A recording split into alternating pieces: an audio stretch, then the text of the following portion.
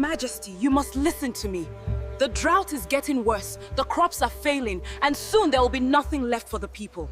Beneath a golden sun that rose faithfully each morning, there lay a vast and living kingdom. It stretched from wide-open plains to quiet forests, from winding rivers to tall stone hills where the wind spoke in low whispers. Every creature knew this land. Every creature depended on it.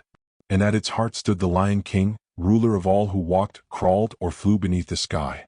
Once the lion was admired. His roar was not just a sound of power but a promise of safety. When danger came from beyond the borders, it was his strength that drove it away. When storms shook the land, animals looked to the high rock where he stood, believing that as long as he remained, the kingdom would endure. His presence gave comfort, and his rule seemed firm but fair. In those early days the kingdom thrived. Grass grew tall and green. Rivers ran full and clear. Herds moved freely without fear, and even the smallest creatures felt the land welcomed them. There was balance. Predators hunted, prey survived, and nature kept its rhythm. Life was not easy, but it was honest. The lion sat high upon his rock, crowned by the sun itself. From there he watched over the land, or so it appeared. Many believed he ruled for the good of all. Many wanted to believe that strength meant protection and power meant order. But beneath the beauty, something fragile was taking shape. Silence had slowly replaced trust. The animals no longer spoke freely when the lion passed. Heads bowed too quickly. Steps slowed. It was not respect that filled the air, it was caution. The peace that covered the kingdom was thin, like dry grass waiting for a spark. The lion's rule had grown heavy. His word was law, and his law was never questioned. What once felt like guidance now felt like command. What once sounded like leadership now echoed like warning. Yet few dared to name it. Fear has a quiet voice, and it spreads without being seen. The elders of the plains remembered older times, when leaders listened as much as they ruled. They felt the change in the wind and the tension in the soil. The young, however, knew only the lion's shadow. To them this was normal. This was order. The lion himself did not notice the unease. Or perhaps he did but chose to ignore it. He believed the kingdom stood strong because of him alone. In his mind, harmony existed because he demanded it. The crown on his head was not just a symbol of rule. It was proof, at least to him, that he was meant to stand above all others. Yet power without compassion does not remain clean. It rots slowly, quietly from the inside out. The sun still rose golden each day, but the warmth no longer reached every heart. Smiles were forced. Gratitude was spoken out of habit, not truth. The kingdom stood still, not because it was peaceful, but because it was afraid to move. And so, beneath that shining sky, a great lesson began to form, unseen, unheard, but inevitable. A lesson about power taken too tightly. About strength used without mercy. About a crown worn without humility. The land remembered balance, even if its king did not. As the sun dipped low and shadows stretched across the plains, a quiet truth settled over the kingdom. This peace was not built on justice. And what is built on fear cannot stand forever. The story of the lion's fall had already begun, long before anyone dared to speak it aloud. Before the lion wore the crown, before he stood alone upon the high rock, the kingdom was ruled by balance rather than fear. Strength existed, but it did not dominate. No single roar decided the fate of all. The land listened to many voices then, and survival depended on respect for nature's order. The lion changed that.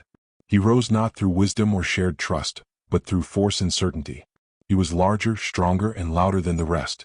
When disputes broke out between beasts of the plains, it was his claws that ended them. When borders were challenged, it was his roar that sent others fleeing. Each victory added to his legend, and soon stories spread faster than truth. Many animals did not choose him as king. They accepted him. At first, his strength felt like protection. Predators from beyond the land no longer crossed the borders. Fights ended quickly when his presence was near. Chaos seemed to fade wherever he walked.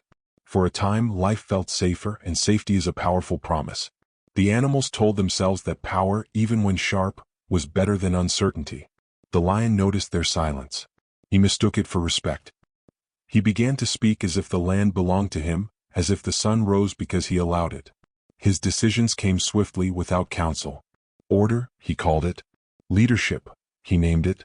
And when doubts appeared in the eyes of others, he answered them with a low growl, reminding all of what he could do if challenged. There was no coronation blessed by the land.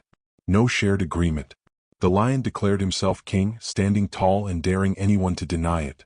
None did. Fear bowed where trust once stood. The crown came later, fashioned from rare metals and carried by birds who dared not refuse him. When it touched his head, something inside the lion hardened. The crown did not sit lightly. It pressed into his thoughts, shaping how he saw himself and everyone else. It was no longer enough to rule.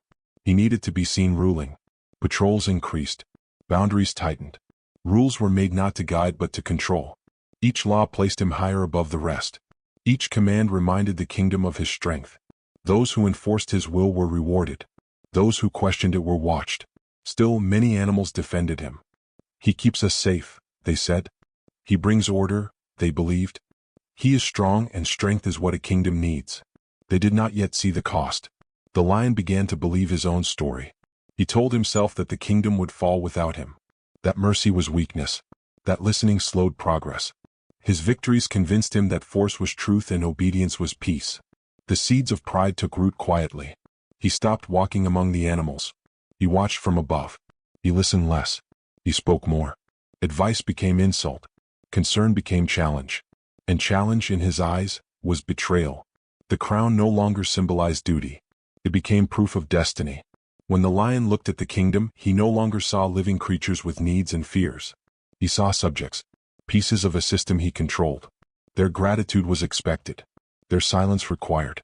And yet, beneath his growing confidence, something fragile remained. A deep fear that if his grip loosened, even for a moment, everything he built would crumble. So he held tighter. He ruled louder. He punished faster. Power, once taken, demanded constant defense. The animals felt the change before they understood it. The lion's presence no longer brought relief. It brought tension. Conversation stopped when he passed. Movement slowed.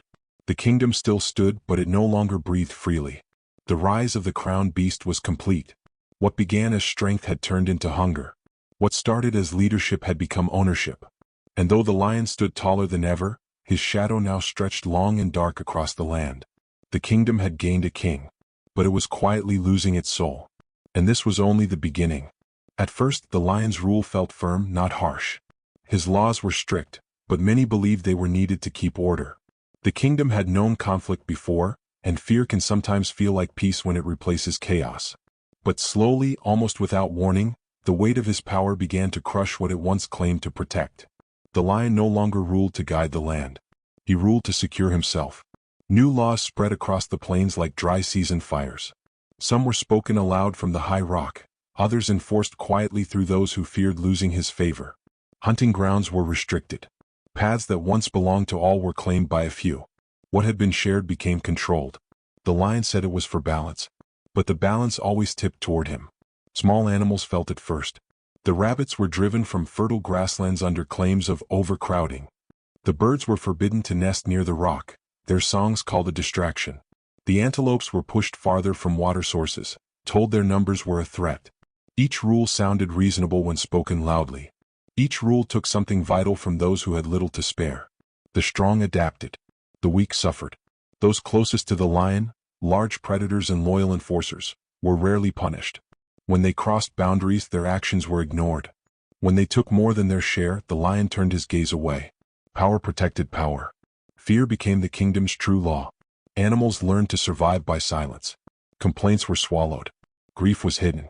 Parents taught their young not to ask questions, not to be noticed, not to stand out. The land still looked alive, but beneath the surface, trust was dying. Once, when a group of elders approached the rock with concerns about food shortages, the lion listened without patience. He saw weakness, not wisdom. Their words were cut short, their presence dismissed. After that day, the elders stopped gathering. Age no longer carried respect. It carried risk. The rivers began to thin as access narrowed.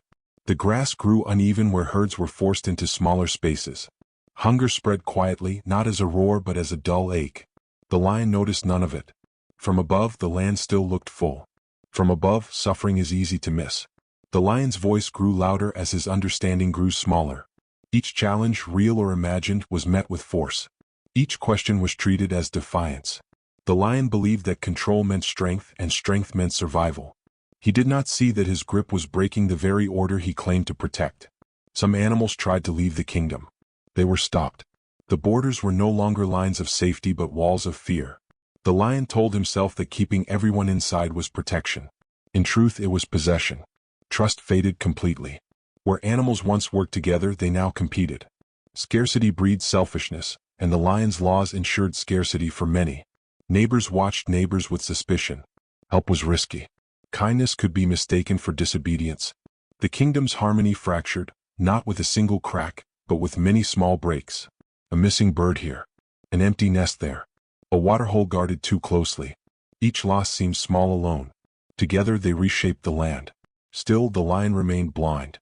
He stood upon the rock, convinced the kingdom thrived because it had not fallen apart. He mistook endurance for loyalty. He mistook fear for peace. When his reflection appeared in still water, he saw a strong ruler, not a lonely one. Inside him there was no room for doubt. The lion told himself that sacrifice was necessary, that some must suffer so others could live. He never questioned why it was always the same ones who paid the price. Power had dulled his sense of fairness. Cruelty, once unthinkable, now felt practical. And yet, beneath the silence, something stirred. Pain has a way of connecting those who share it. Though they did not yet speak openly, the smaller animals began to recognize one another's suffering. They saw the same fear in different eyes. They felt the same loss in different homes. The kingdom's wounds were no longer isolated. The lion could feel change in the air, but he misunderstood it. He believed the tension meant he needed more control, more rules, more force. So he tightened his hold even further, sealing his own fate. When power turns cruel, it does not announce itself. It becomes normal. It becomes routine. It becomes law. And by the time it is recognized for what it is, the damage has already spread deep into the roots of the land. The kingdom still stood. The lion still ruled. But something precious had been lost. And the voices that suffered in silence were about to remember their strength.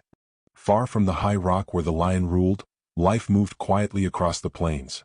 It moved slowly, carefully, as if each step had to be measured. These were the places the lion rarely saw: the low grasslands, the dry edges of the river, the forgotten paths where shadows lingered longer than light. Here lived those who carried the greatest weight of the kingdom's injustice. The small and the unseen gathered their lives in pieces. Prey animals stayed close to cover, not just to avoid predators but to avoid attention.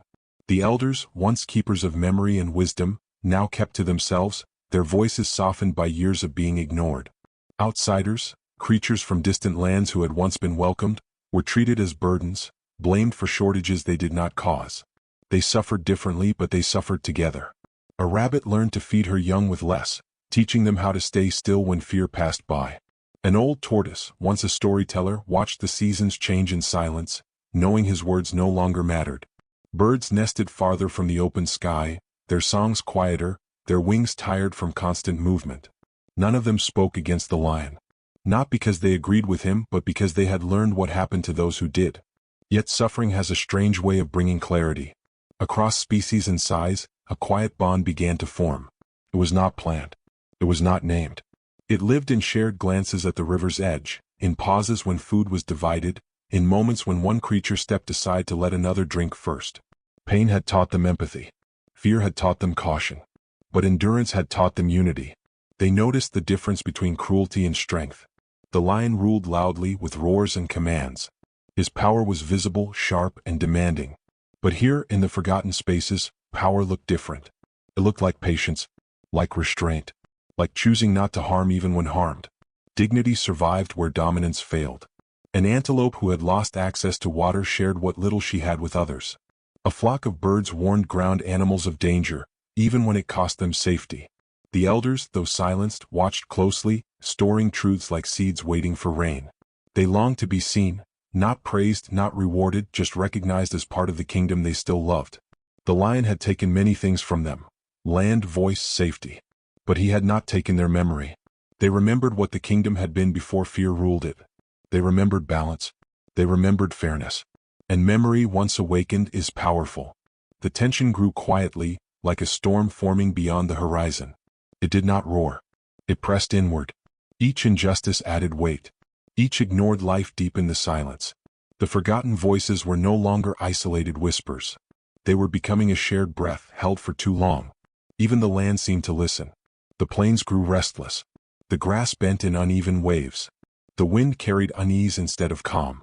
It was as if the earth itself felt the imbalance and waited for something to change. The lion did not hear these voices. He did not see the strength forming beneath him. From his height, the plains looked empty, quiet, obedient. He believed silence meant submission. He was wrong. Because when suffering reaches its limit, it does not disappear. It transforms. The forgotten voices of the plains were learning that they were not alone. And though they still feared the lion, something else had begun to grow alongside that fear. Something dangerous to unjust power. Resolve. Not the resolve to fight with claws or teeth, but the resolve to endure no longer. To remember their worth. To believe, even quietly, that a kingdom could exist without cruelty at its center. The plains held their breath. And somewhere deep within the silence, the first spark of change was waiting to be born. The lion had never been alone like this before. He stood upon the high rock, crowned and powerful, yet surrounded by silence that felt heavier than any roar. The kingdom still bowed when he passed. Orders were still followed. His rule on the surface remained unchallenged. But something unseen had begun to press against him, tightening with each passing day. He felt it most at night. Sleep no longer came easily. When it did, it brought restless dreams, shadows moving without sound, eyes watching from the dark, the ground beneath him cracking without warning. He would wake with his heart pounding, his breath sharp, the crown cold against his head. He told himself it was nothing.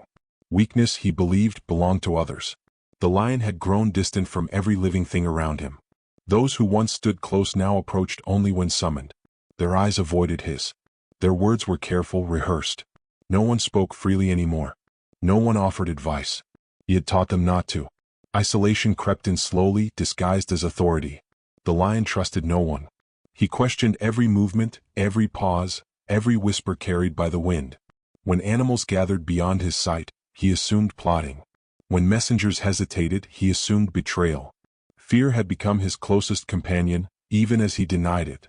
The crown felt heavier than it once had. What had been a symbol of victory now pressed into his thoughts, reminding him of what he could lose. He adjusted it often, as if it might slip away when he was not looking. The idea of surrender, of sharing power, felt unbearable. Without the crown, who was he? That question haunted him, though he never allowed it fully into his mind. The lion no longer listened to the land. He ignored the signs that once guided his kind. The wind shifted, the animals moved differently, the rhythms of nature fell out of step. These were warnings, clear and ancient. But pride blocked his understanding. He believed himself above such signs. Once he spotted vultures circling far too close to the rock. Instead of caution, he felt anger.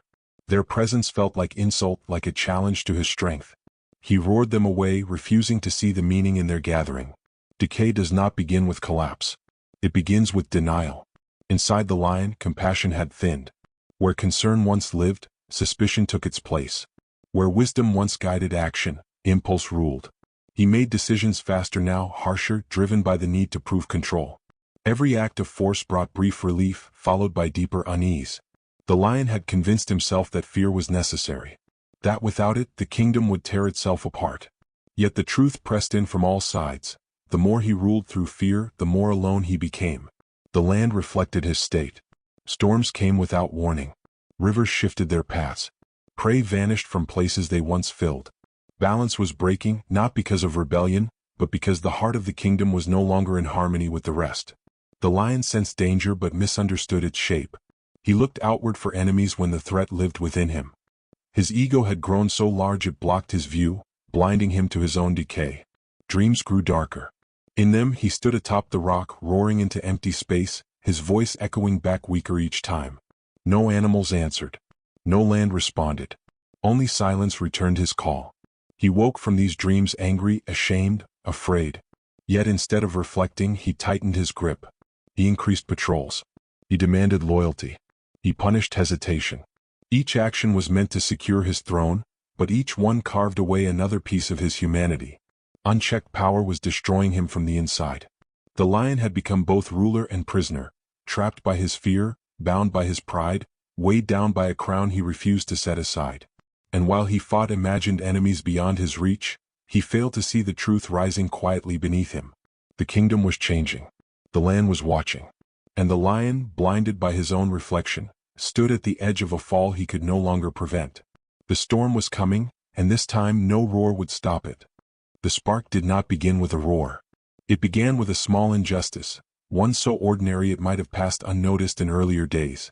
A watering place, once shared by many, was claimed in the lion's name and guarded closely. The reason given was order. The truth was control. Those deemed unimportant were turned away, forced to wander farther under the burning sun. Among them were the old, the young, and the weak. That day something shifted. No claws were raised. No voices shouted. But when the guards turned their backs, the animals did not scatter as expected. They stood together, uncertain at first, then steady. A quiet understanding passed between them. This was not the first time. But it would be the last time they accepted it without thought. Word spread slowly, carried not by messengers but by memory. One creature told another what had happened. Another shared a similar story. Soon patterns emerged. The pain they felt was no longer private. It was shared. Fear still lived in them, but it had changed shape. Animals who had once lowered their eyes began to look at one another instead. They spoke softly, choosing words carefully, but they spoke. Questions replaced silence. Why were the rules always harsher for some? Why did protection feel like punishment? Why did strength only serve those closest to power? These questions were dangerous, but they were also freeing. Defiance did not look like rebellion. It looked like refusal to lie to themselves any longer. The elders, long dismissed, were listened to again.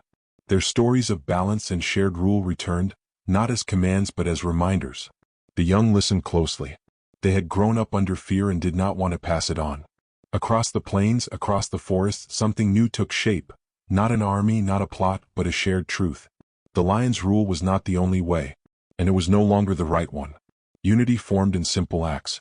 Food was shared across species. Warnings were passed quietly. Animals began to help one another even when it carried risk. Each act said the same thing without words: we see each other. The lion felt the change before he saw it. The kingdom was too quiet, too careful, too still. Silence had once been his ally. Now it unsettled him. Reports came in, less obedience, slower responses, gatherings that ended the moment he appeared. He sensed resistance, but he imagined it as something loud and violent. So he prepared for war. He increased pressure, believing force would crush whatever threatened him. Patrols multiplied. Punishments grew swift and public. He expected fear to scatter the animals back into obedience. Instead, it hardened them. Fear, when shared, becomes courage. Animals no longer begged. They endured. They obeyed where they had to, but their loyalty was gone. The lion's commands were followed without belief, without trust. Power remained, but respect had vanished. The spark spread not as fire, but as light. It illuminated what had always been there, the strength of many over the fear of one. No single creature led the change. That was its greatest strength. The lion could not crush a leader because there was none. The truth itself was the guide. The lion misread everything. He believed the threat came from rivals who wanted his crown. He searched for enemies with teeth and claws, blind to the quiet resolve growing beneath him. He did not understand that this defiance did not seek to replace him, it sought to outgrow him. Each attempt to tighten his grip only revealed how fragile it had become. The land reflected the shift. Winds carried purpose instead of dread. Eyes met where they once turned away. The kingdom was still afraid, but it was no longer helpless. The spark of defiance had taken hold. Not through violence, not through hatred, but through the simple, dangerous act of remembering dignity. The lion stood on his rock, roaring into the distance, demanding loyalty from a kingdom that was learning it no longer belonged to him. And far below, among the plains and forests, the animals stood together, quiet, determined, and unbroken. The balance was beginning to tilt. And once truth takes root, no crown can hold it back. The kingdom no longer moved as one. Where unity had once flowed naturally through the land, lines now appeared, quiet at first, then impossible to ignore. Some animals still gathered close to the lion, clinging to the order he promised. Others stepped back, choosing distance over obedience. Between them stood those unsure which path would lead to survival. Neutral ground vanished. Those who served the lion did so out of habit, fear, or reward. They repeated his words and enforced his laws, believing that stability, even a cruel one, was better than uncertainty. To them the lion was still a shield. Without him they feared chaos. But for many others the shield had become a cage. The divide did not erupt in violence. It showed itself in silence and distance. Meetings ended without agreement. Shared paths were avoided. Old alliances weakened. Even families felt the strain, torn between loyalty to power and loyalty to conscience. The land itself mirrored the fracture. Rain fell unevenly. Once fertile areas dried and cracked. Storms arrived suddenly, tearing through the plains with no warning. Rivers shifted away from familiar paths, leaving thirst in their wake. Nature, long patient, reflected the imbalance of its ruler. The lion saw these signs and drew the wrong lesson.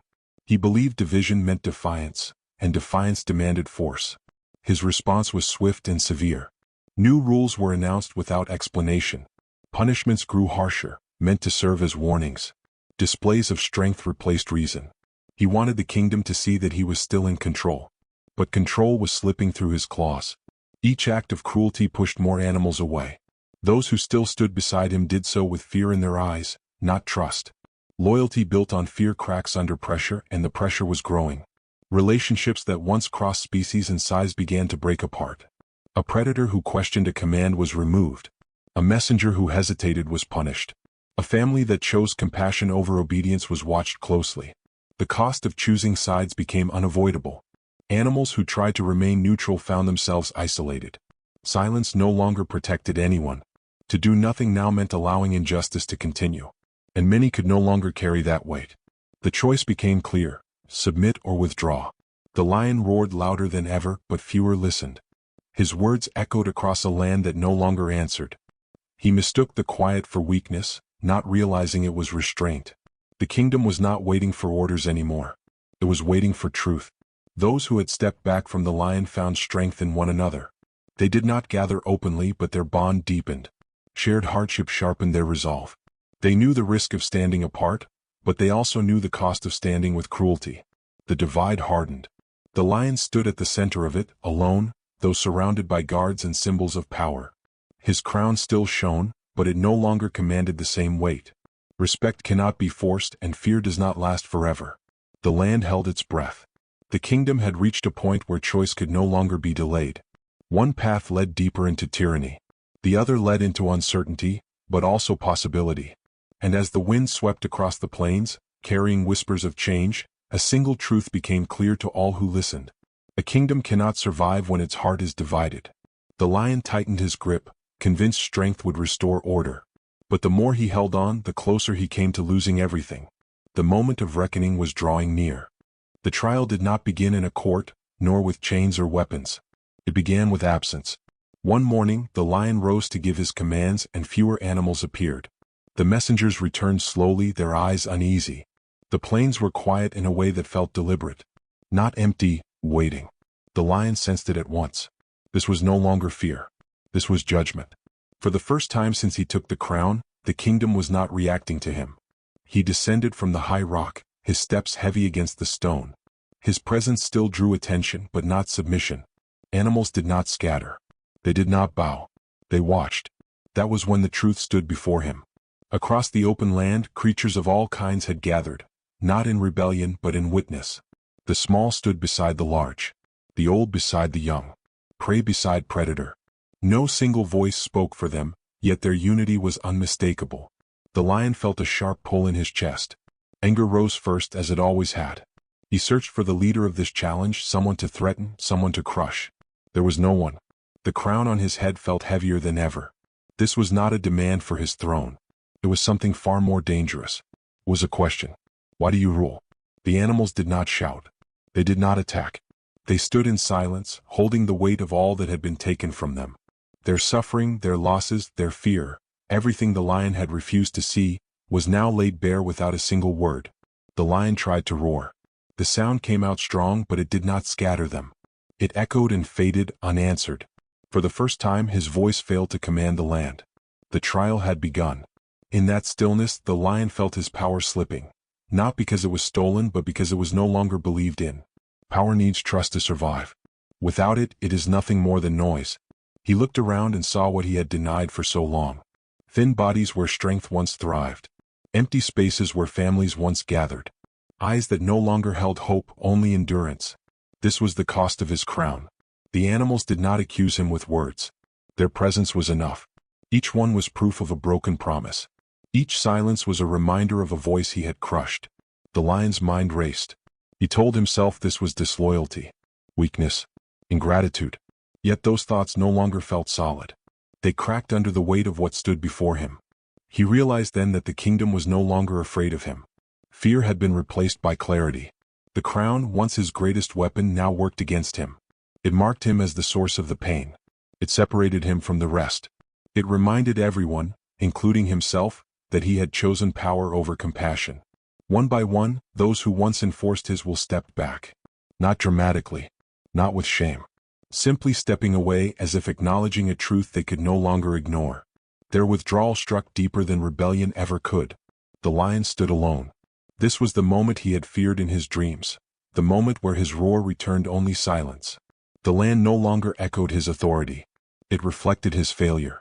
Inside him, something broke open. He felt the loss of respect before he felt the loss of power. And that loss cut deeper. Respect cannot be forced back once it is gone. It must be earned. And he had destroyed every bridge that might have led there. The trial was not about removing him by force. It was about removing belief. The animals did not claim the crown. They did not touch it. They did not need to. Its meaning had already changed. What once stood for strength now stood for harm. What once promised safety now symbolized fear. The lion finally understood the truth he had avoided for so long. A crown has no power on its own. It only reflects the heart of the one who wears it. And his heart had failed the kingdom.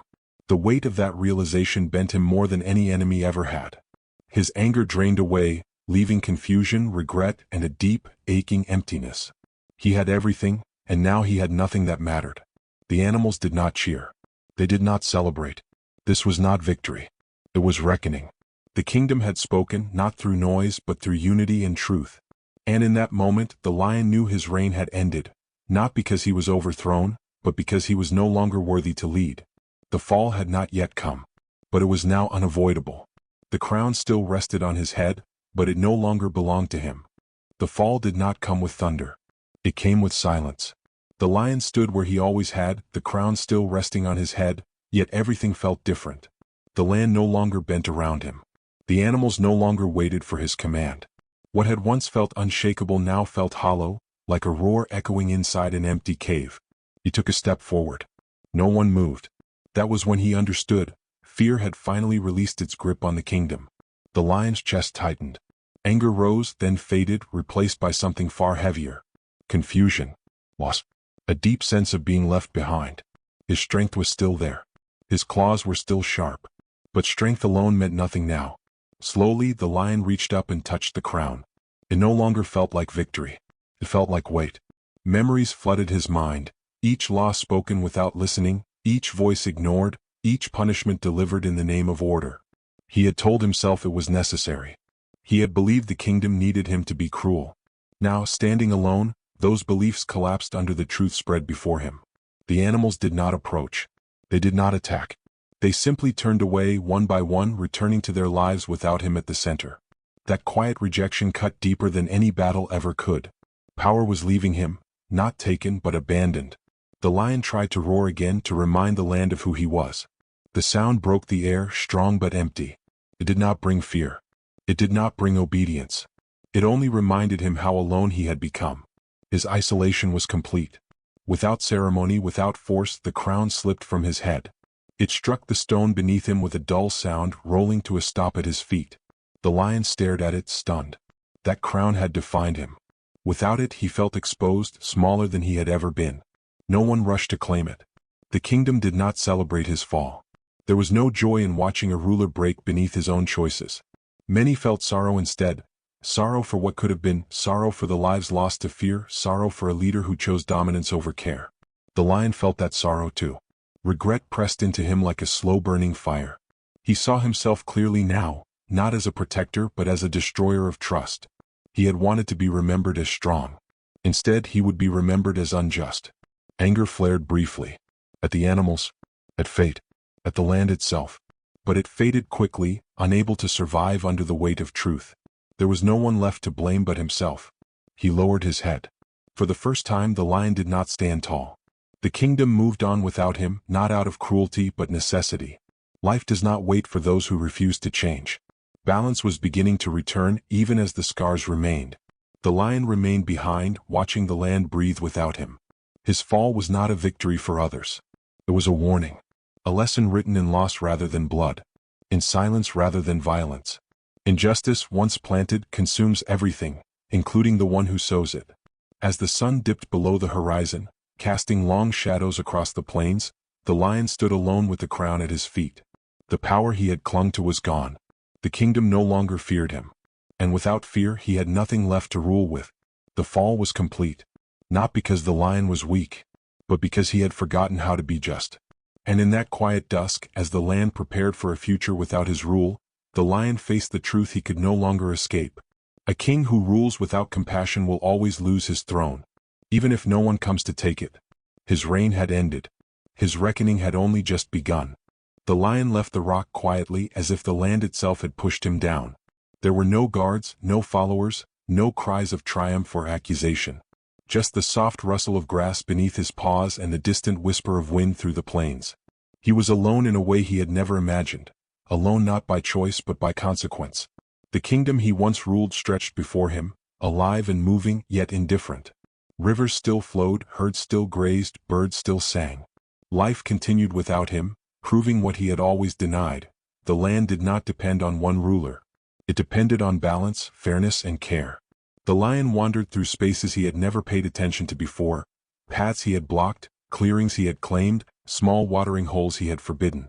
Everywhere he went, he saw what he had taken, what he had broken, and what he could never replace.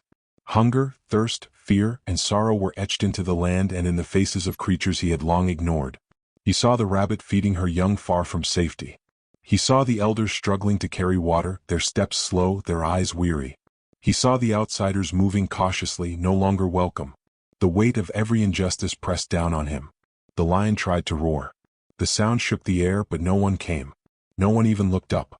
He realized then that his voice had lost its power, not because of anyone else but because it had been misused too long. The voice that once commanded respect now carried only emptiness. Solitude was his teacher. Night after night, he lay beneath the stars and reflected on his choices.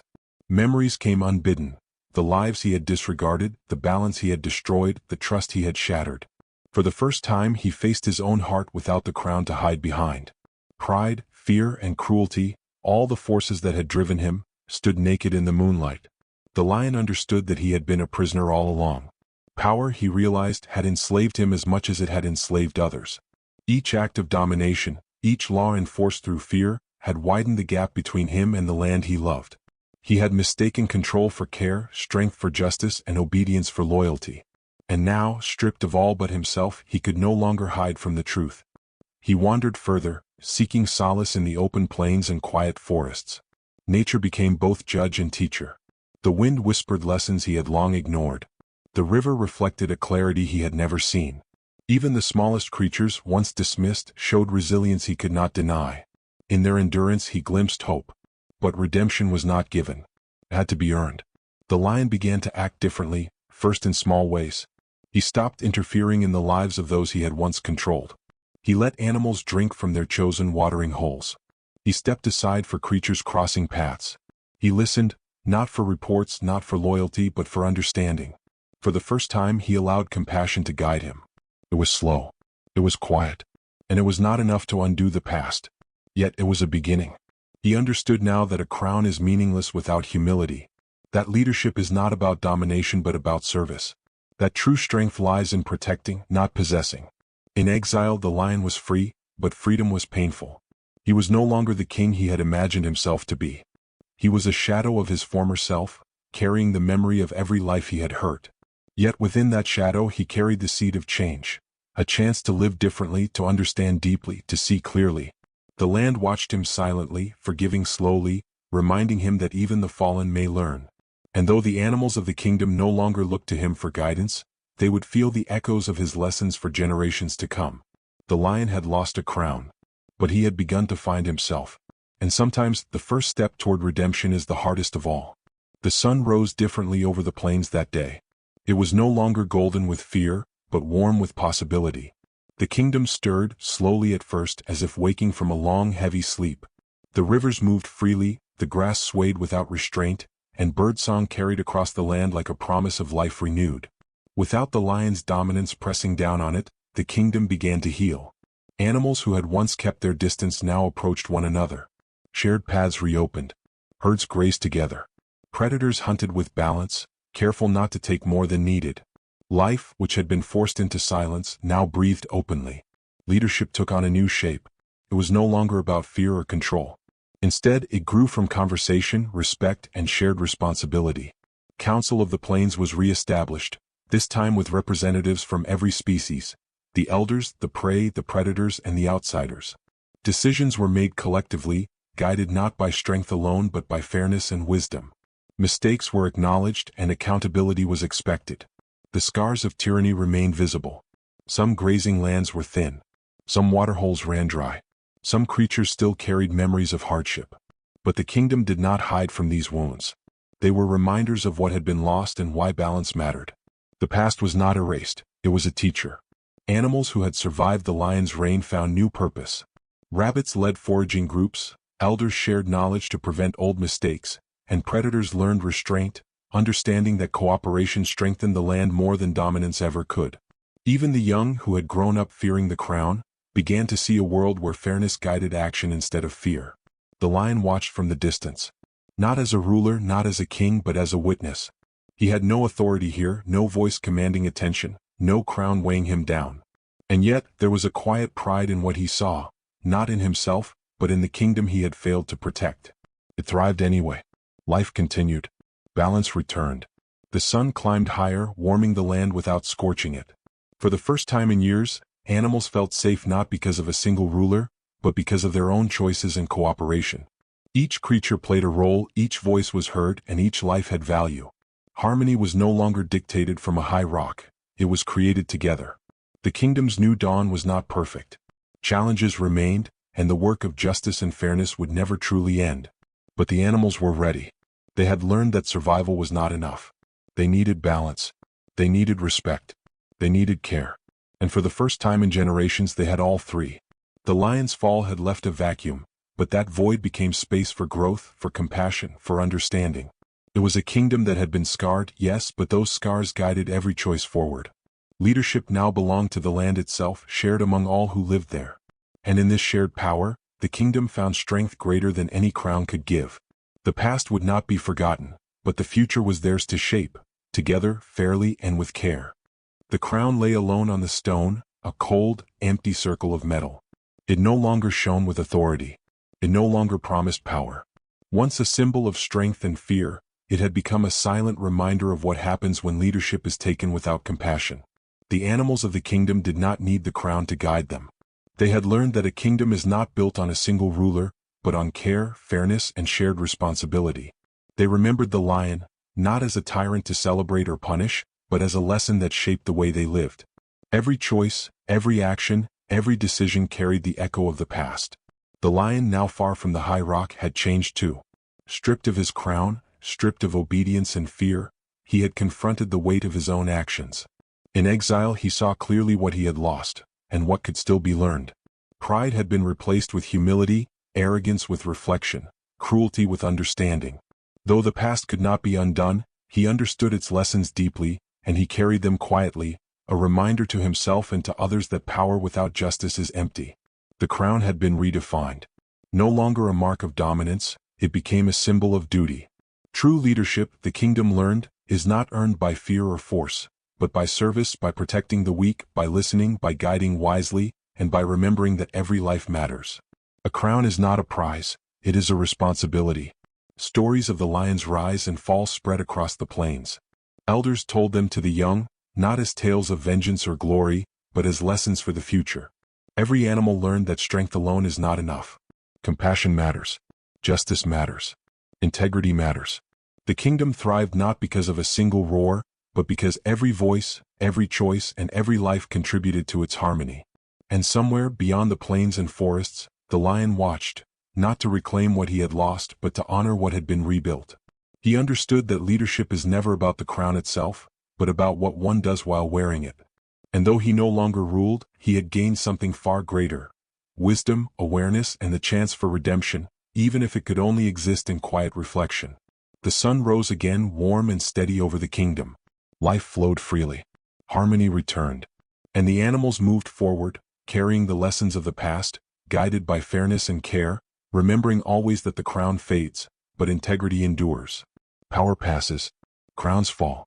But the true measure of a leader, the heart that governs with justice, mercy, and humility, remains eternal.